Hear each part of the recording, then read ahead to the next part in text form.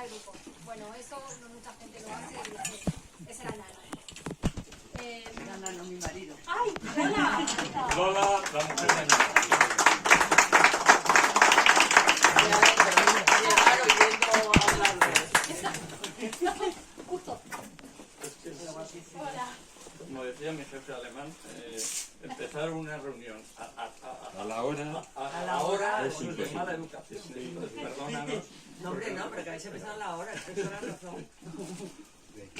Nano, la saleta. Sí, en otro plano, en otra dimensión, se suma en este volumen Rafael Nano, la saleta Cano. El Pampinea de este viaje, responsable de dulces arengas, incandescentes, sabias, jamás insípidas que forjaron el Bremen.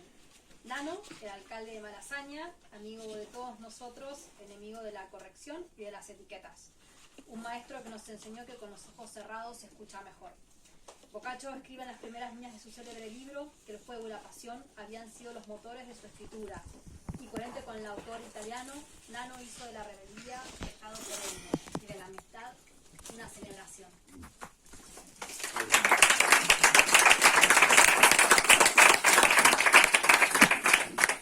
Pues hechas las presentaciones, pues vamos a hablar de este proyecto. Este libro es un proyecto colectivo. Normalmente los libros pues o los firma un solo autor o son antologías que son colecciones de cuentos de diferentes autores. Aquí el proyecto era más ambicioso. Este es el tercer libro de nuestro colectivo y los dos primeros eran más bien antologías. O sea, no tenían un hilo conductor que fuera marcando el desarrollo del libro. Entonces, bueno, yo tenía en la cabeza muy marcada mi lectura del Decamerón de Boccaccio. Lo leí, pues con 16 años, estaba en Preu, que se llamaba entonces, ahora no sé cómo se llama, y bueno, pues fue una lectura obligatoria. El que es profesor de literatura sabe lo que los adolescentes de 16 años odiábamos que nos pusieran a leer. Y para mí fue una maravilla, fue un descubrimiento.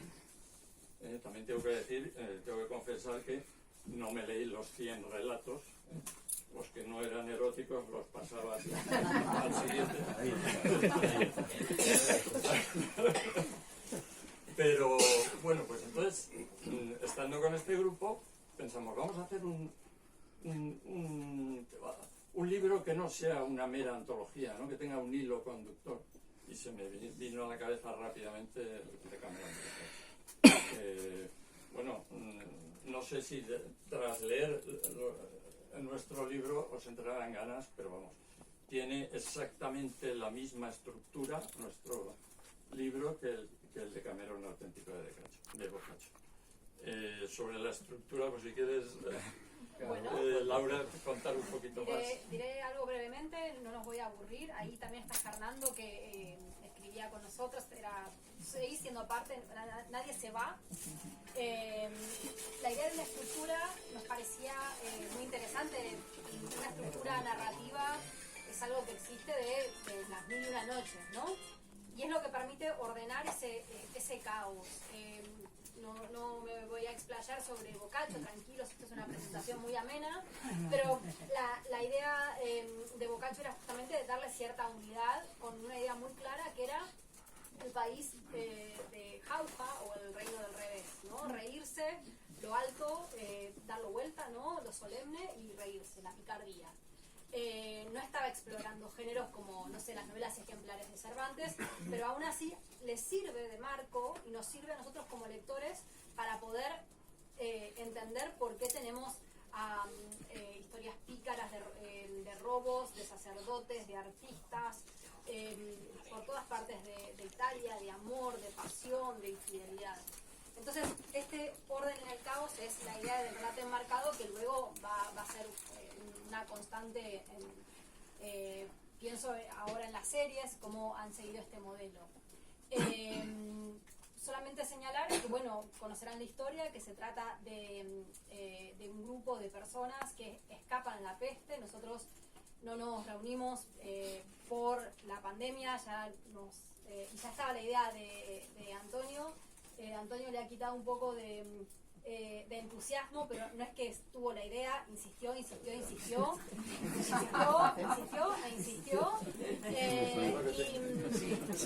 y aquí estamos y le cedo la palabra, pero no me odies. Ahí está Sebastián, que es la persona que nos albergó durante muchos años con toda su calidez y su alegría y su amistad en su bar, lugar, La Pródiga de Malasaña. Es un honor que esté acá, Sebastián.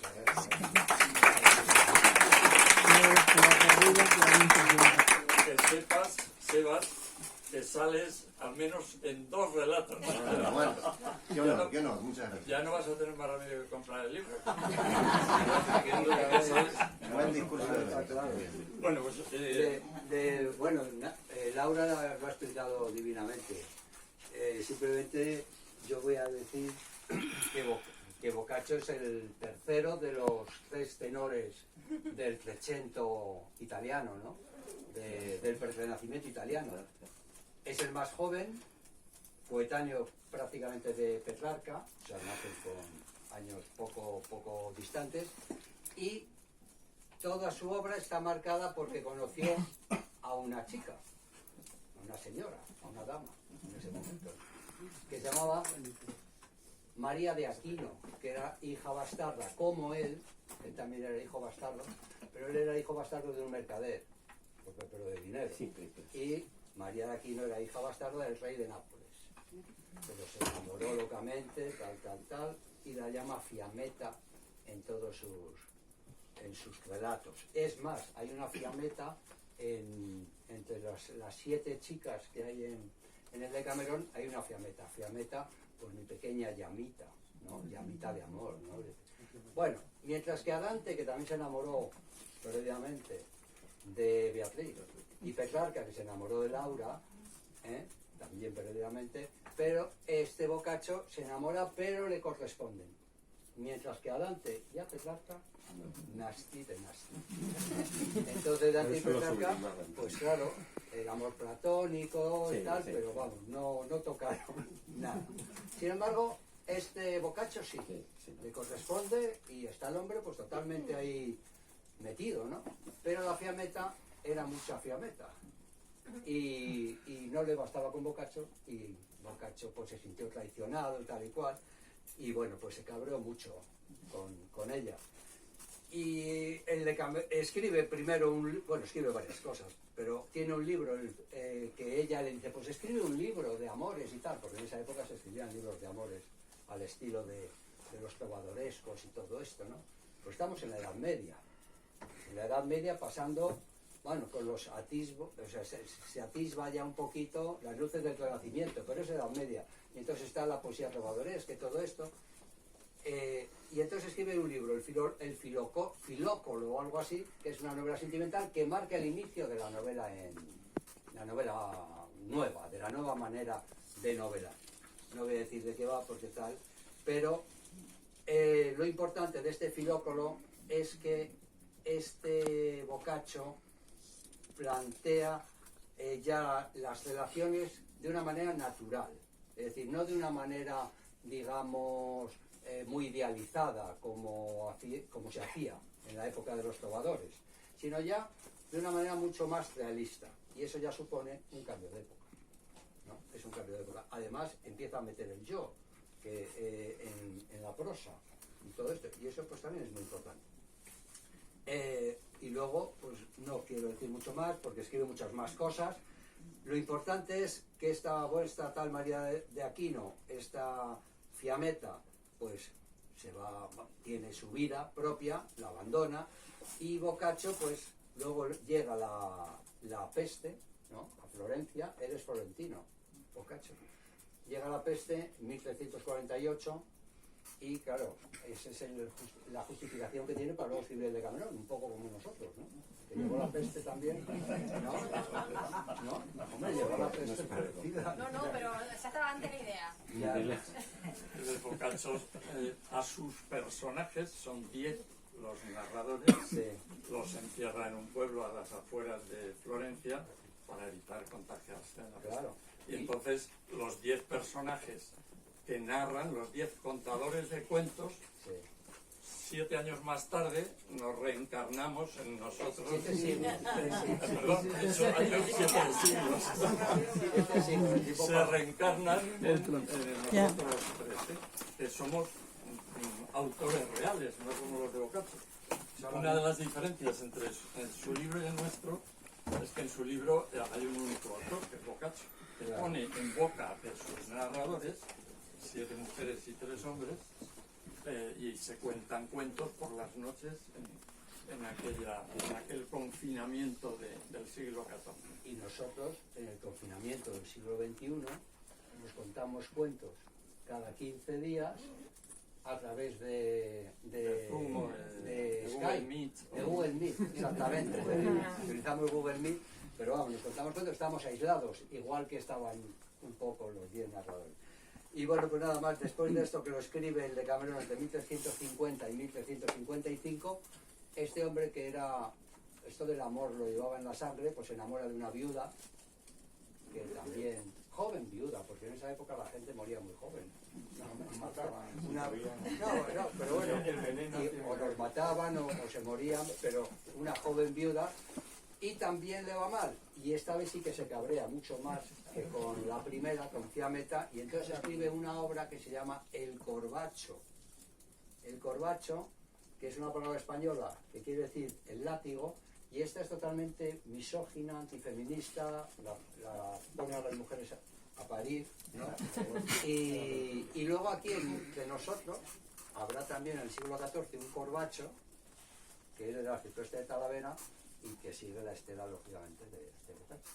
Y nada más. Muy bien, pues el proyecto es entonces no hacer una antología, sino hacer un libro a imagen y semejanza del Decamerón de Boccaccio, ¿vale? Y así ha resultado.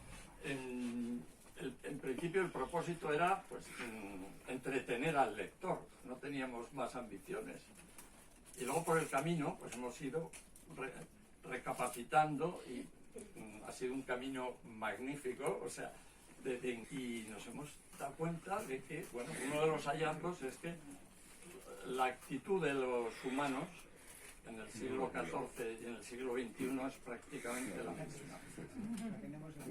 La actitud, los comportamientos, ¿sí? Hay ejemplos a punta pala, pero bueno, no os los voy a poner, sencillamente que hay reacciones inmediatas, ¿no? La reacción primaria esa, que es la más animal, pues esa es idéntica, ¿no? A los personajes que escribe Boccaccio a los nuestros. Pero la reacción ya más meditada, pues lo mismo. En nuestro libro encontraréis venganzas tremendas, encontraréis, bueno, pues... Venenos. A mí me has comentado tú que el veneno siempre, como la Edad Media, era el método más habitual de cargarse a alguien que no se quería que se notara. Pero es que, sí, eso es famoso. Pues en nuestros relatos también hay gente que muere envenenada. De hecho, muere bastante gente en nuestros relatos. Y no de muerte natural, precisamente. Entonces, pero sí que es curioso que de esa manera, cuando queremos, hay alguno en donde esa sutileza de veneno no se utiliza y viene el inconveniente de que se pone todo perdido. Aparte de la mala suerte para que le toca que se lo cargue. Pero eso es lo malo de matar. Sí, que luego hay que de manchar, limpiar. que luego hay que limpiar. Sartica, yo sí quiero comentar una cosa.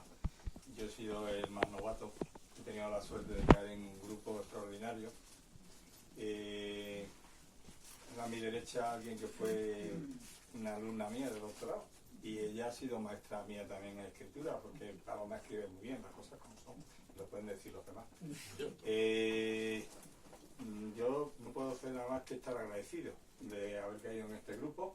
Me han perdonado muchas cosas y me han corregido otras muchas, que también es muy de agradecer, ¿no? Igualmente tengo a Nacho y Juan Carlos también saca el látigo, Antonio menos, pero ¿por qué más? Digamos, como dice que yo soy mayor que él, pues será por eso. Claro, y yo no quiero nada más que terminar con, a ver si me sale entero, con un poema de Otero Paz, y yo lo he encontrado en este grupo, que dice que para ser he de ser otro, buscarme entre los otros que no son si yo no existo, los otros que me dan plena existencia. y de verdad el grupo me está dando plena asistencia. Muchas gracias.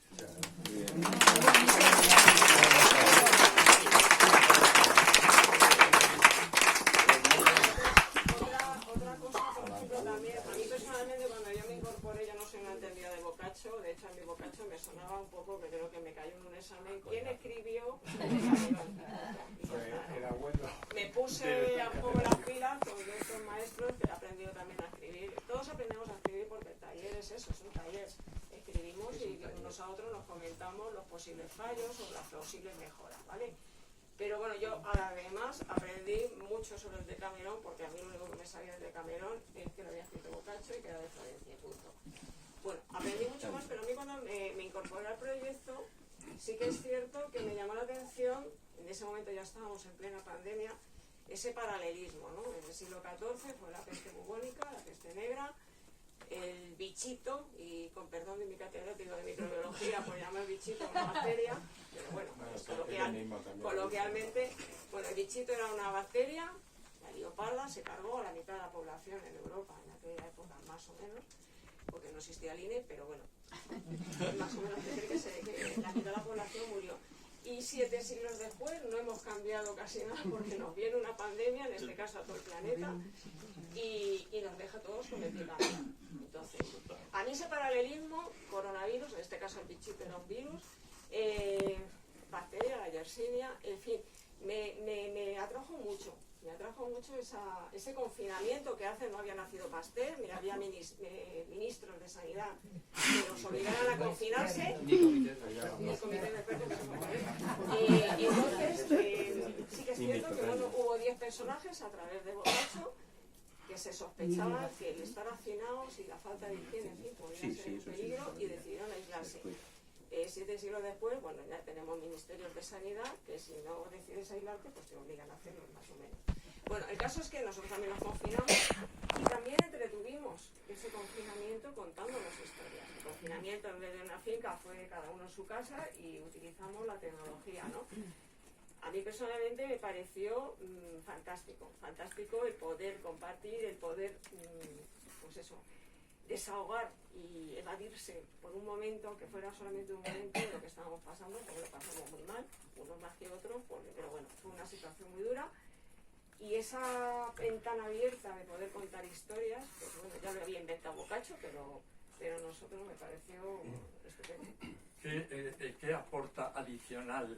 ¿Qué aporte adicional es el de nuestro libro al original de Boccaccio? Pues lo que decíamos antes, el Decamerón de Boccaccio, todo el texto es de una única persona, de él. El nuestro es de 13 personas distintas, lo mismo siguiendo la estructura del original. Ellos, los 10 narradores, los 10 contadores de cuentos, ponían cada noche un tema. Hoy vamos a hablar de amoríos y no sé qué. Venga, y hablaban y se contaban 10 cuentos de amoríos.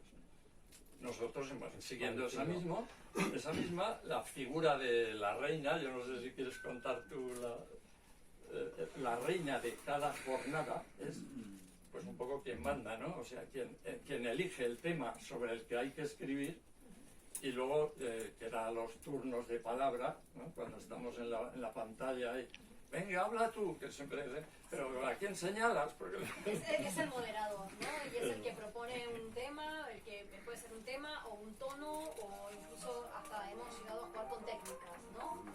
Contar cuentos en presente, por ejemplo, etcétera. Contar cuentos solamente en futuro, utilizando el verbo futuro.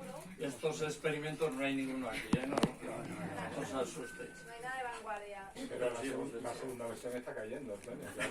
Ya lo dijiste tú. Lo interesante luego también pienso yo, de este Decamerón del siglo XXI respecto a las obras medievales, es que las obras medievales y el Decamerón de Boccaccio se hacía también un poco para moralizar, ¿no? Perseguía una cierta moralización, dar ejemplos de manera de comportarse, pues, yo qué sé, entre nosotros a lo mejor, pues el libro de Buen Amor, que hablaba de diferentes tipos de mujeres y tal.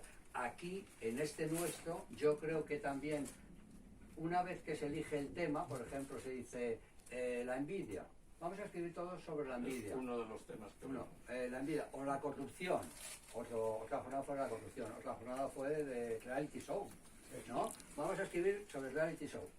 Y entonces son 10 personas que no, o 13 personas que no están escribiendo al tiempo, y cada uno coloca, o sea, enfoca ese tema desde su punto de vista, elige un asunto, y en cierto sentido este libro también puede servir, entiendo yo, como un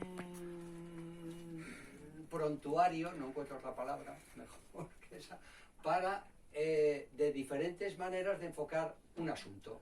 Es decir, un catálogo. Sí. Y a uno le Pues, surge una historia la dramática, envidia, claro, otra ¿cómo lo he de enfocado desarrollo. tal? O sea, eso para aquel que le guste escribir, pues le puede servir también de esa... Muy bien, pues yo creo que vamos Sí, a ir vamos a acortando. Vamos a La leeros... portada, ¿no? Quizá perdón, la otra portada, cosa sí. importante y bonita, yo creo, ¿no? Preciosa. Es la portada, Preciosa. pues no es nuestra.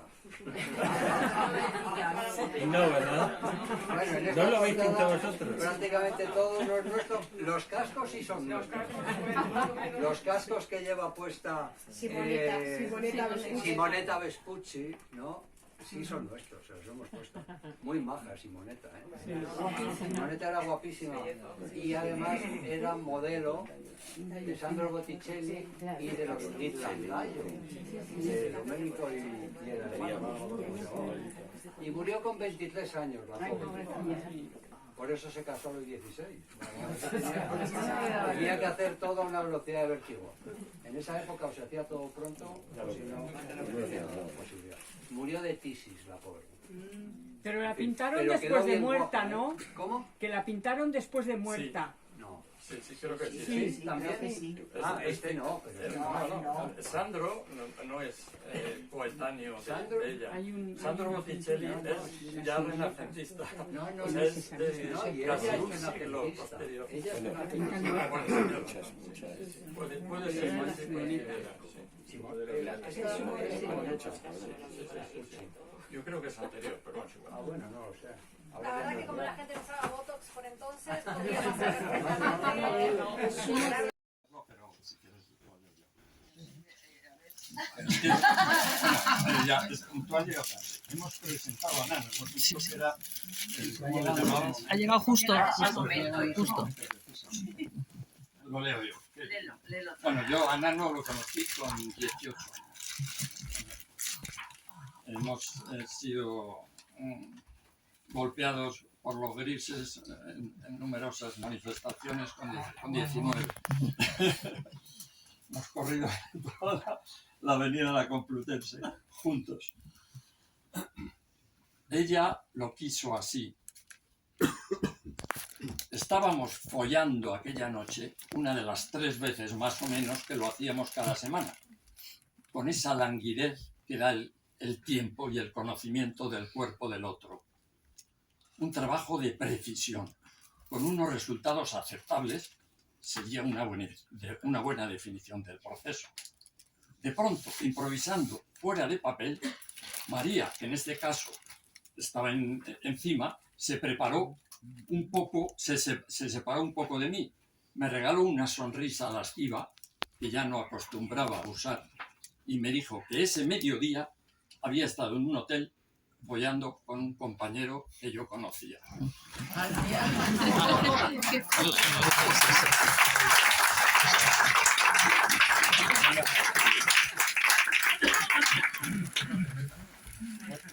Sebas conoce bien a Nano, ¿verdad? Por supuesto su mujer.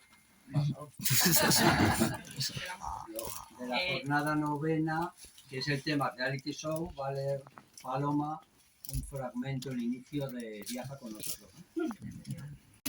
De los 40 millones ucranianos, por ejemplo, pues 1 millón y pico están en Polonia. Bueno, pues para todas esas acciones, ACNUR es una ONG, no, es un organismo de la ONU dedicado a facilitar la vida a los refugiados.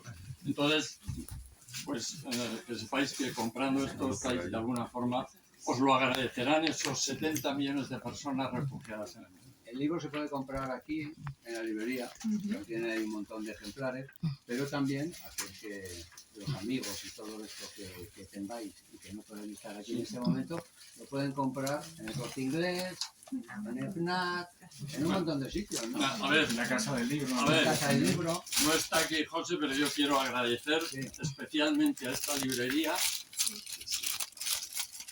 El libro está recién sacado y han tenido la amabilidad de pedirlo para esta presentación. Y bueno, luego decís vosotros vuestra opinión, pero yo que se enriquezcan los señores de las grandes plataformas de venta online y que provoquen el cierre de librerías de barrio, pues yo lo llevo mal. Entonces yo, si tenéis muchos amigos, si os gusta el libro lo primero y tenéis muchos amigos que quieren comprarlo, les diría que vinieran aquí.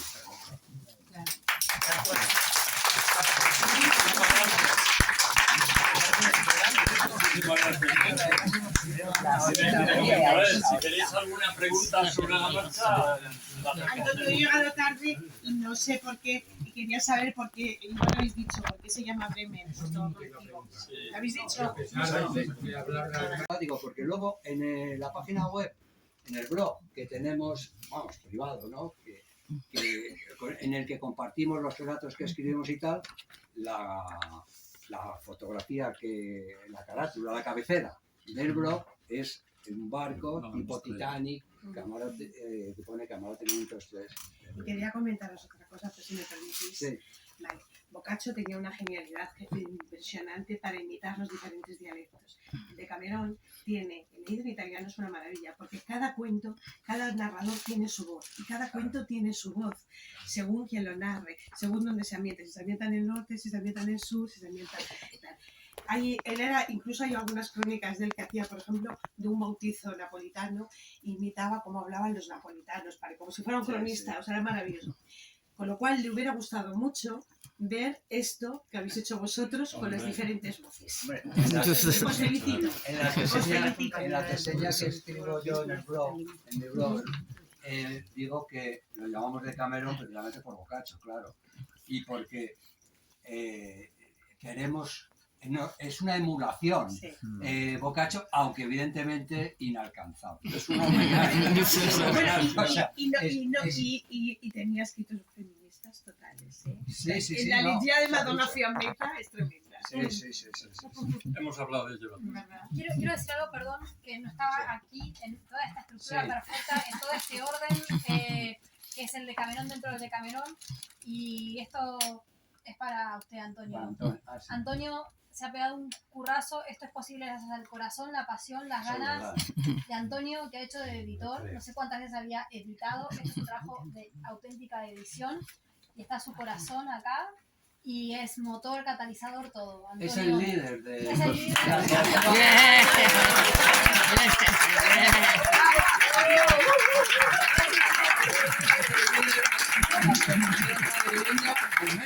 Es un proyecto colectivo que es la Liderado por alguien, ojalá. Antonio, la próxima el Pentamerone. Es el Pentamerone.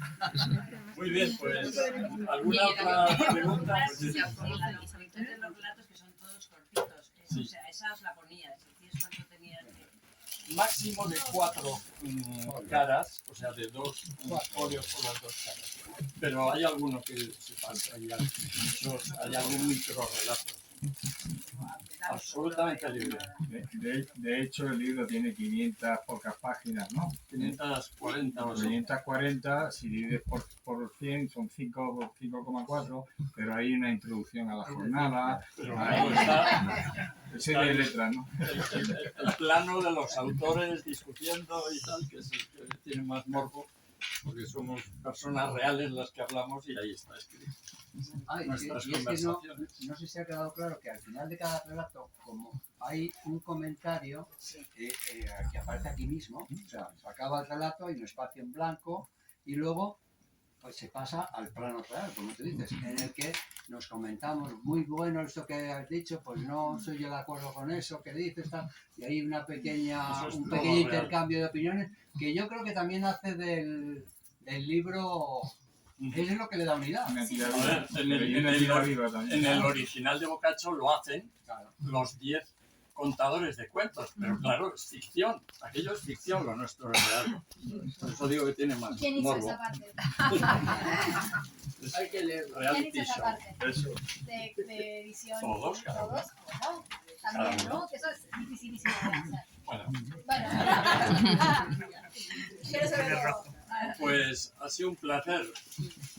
Muchísimas gracias y aquí estamos para dedicaros los libros que queréis.